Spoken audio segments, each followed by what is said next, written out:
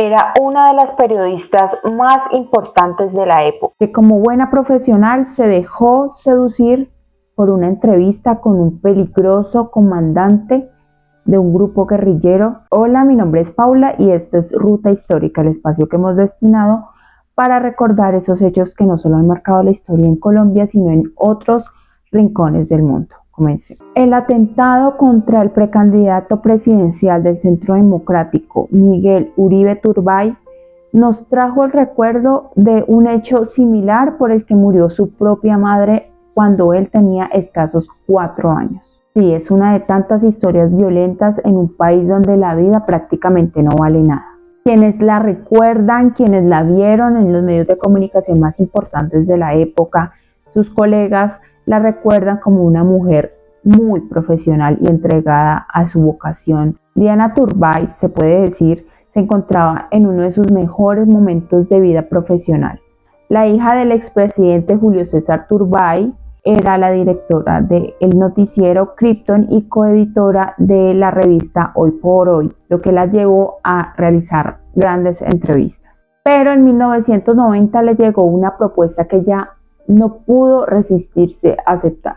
En efecto, era una época en la que los grupos narcotraficantes, paramilitares, guerrilla, estaban en su apogeo, donde la violencia marcaba cada rincón de la vida de los colombianos. Bueno, Turbay recibió la invitación de que iba a tener la oportunidad de entrevistar a nadie más ni nadie menos que a Manuel Pérez Martínez, alias el Cura Pérez, uno de los comandantes del grupo terrorista ELN. Obviamente muchos dirán, no, pero ¿para qué se fue para allá? ¿Ella para qué se expuso de esa manera? Pero el olfato periodístico, su profesión y como sus ganas de encontrar la historia y la noticia, pues la llevó a aceptar esta propuesta que obviamente implicaba un riesgo. Igualmente en esa época era muy común que se le entregara el micrófono, por decirlo así, a estos líderes guerrilleros, a estos líderes que comandaban, que lideraban la violencia en esa época. Era muy común que fueran entrevistados, entonces no era algo prácticamente imposible, inimaginable, no. Esto sí pasaba mucho en esa época específicamente. Bueno, llegó el 30 de agosto de 1990 y Diana pues ya tenía todo listo, arrancó desde Bogotá para Copacabana, Antioquia, junto con su equipo que conformaban 4 personas más. Obviamente lo recogieron unas personas en una camioneta, supuestamente eran guerrilleros, pues y los iban a llevar a la finca donde se iba a llevar a cabo la dichosa entrevista. Sin embargo, ya casi llegando al punto donde se iban a encontrar con el líder guerrillero, los supuestos guerrilleros detuvieron bruscamente el carro y les confirmaron que a partir de ese momento eran unas personas secuestradas a manos de los extraditables. ¿Quiénes eran los extraditables? Un grupo de narcos que para ese entonces pues se estaba llevando a cabo las negociaciones para que se aprobara la extradición de este tipo de delincuentes hacia Estados Unidos a pagar sus penas. Entonces obviamente se formó este grupo liderado por Pablo Escobar Gaviria, el narcotraficante, el capo, que muchos alaban y que muchos recuerdan, hizo mucho daño. Entonces se conformó este grupo de los extraditables que estaban haciendo de todo para evitar que se llevara a cabo este tratado de extradición. Y así pasó. Diana Turbay quedó oficialmente secuestrada a manos de los extraditables y así transcurrieron días hasta que comenzaron a liberar parte del equipo, porque ahí pues obviamente el objetivo militar, por decirlo así, era Turbay. Pasaron los meses y solo quedaba pues por lograr la liberación de Diana Turbay y de Richard Becerra, que era su camarógrafo. Estas 2 personas estuvieron secuestradas durante más de 5 meses. Pasó agosto, septiembre, octubre, noviembre, diciembre y no se concretaban los esfuerzos para que se llevara a cabo esta esperada libertad que no solo esperaba su familia, sino toda Colombia. Diana Turbay se convirtió en esa forma de chantajear al gobierno de turno de César Gaviria para que no se llevara a cabo ese tratado de extradición. Creían que con imponiendo estos actos violentos, el gobierno iba a ceder, cosa que no ocurrió.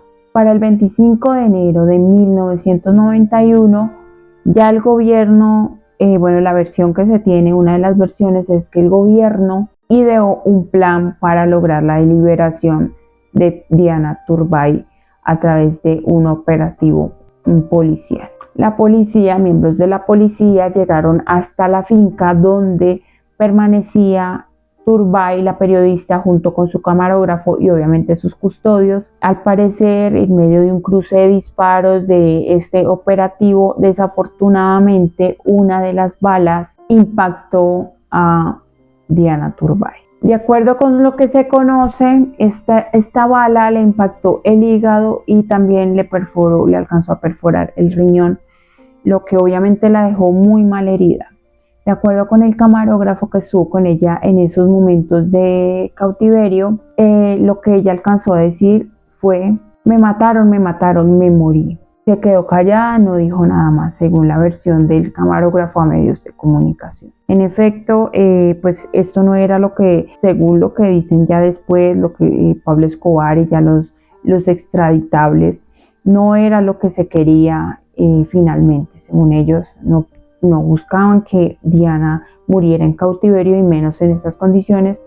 Desafortunadamente fue una operación pues que terminó muy mal. Obviamente, una vez terminó herida Turbay, uniformados de la policía la tomaron y se la llevaron en un helicóptero pues con rumbo a un centro asistencial que la pudiera socorrer y pudiera salvarle la vida. Sin embargo, 3 horas después de este acontecimiento, Diana falleció a sus 40 años, teniendo 2 hijos que la esperaban en su casa. 34 años después, la historia se repite. Su hijo, Miguel Uribe Turbay, todavía se debate entre la vida y la muerte en la Fundación Santa Fe de Bogotá, luego de que el sábado 7 de junio fuera impactado en al menos 3 ocasiones por un jovencito de 15 años que ya estaba empezando a encaminarse en el mundo del sicariato. En medio, obviamente, de una situación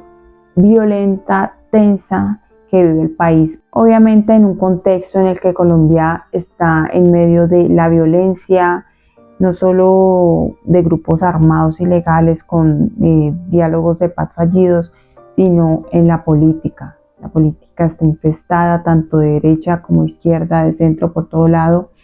Se tiran y hay violencia política también que nos está afectando también a los ciudadanos, adquiriendo también todos estos comportamientos nocivos. Hace 34 años eran claras las intenciones que implicaba el secuestro de Diana Turbay, pues que era evitar que se firmara el tratado de extradición. Hoy no se sabe quién está detrás de este atentado contra este líder político que aunque no comparto muchas ideas de las que él y presumía ante el público o que defendía ante el público, pues obviamente no se merece un atentado, un ataque como el que fue víctima. O sea, se destapó un panorama en el que líderes políticos, concejales, simpatizantes, líderes sociales, sigue siendo turbio. Pero bueno, ¿a quién beneficia el atentado contra Miguel Uribe Turbay? ¿Con qué fin se logró? Por ahora las investigaciones avanzan. El sicario implicado, pues empezó a dar su versión de los hechos, ha entregado detalles, se han logrado otras capturas de presuntos cómplices que han estado también detrás de este hecho. Pero bueno, esa es la historia. Diana Turbay, la madre de Miguel Uribe Turbay, que hoy se debate entre la vida y la muerte. Esperamos que obviamente se mejore.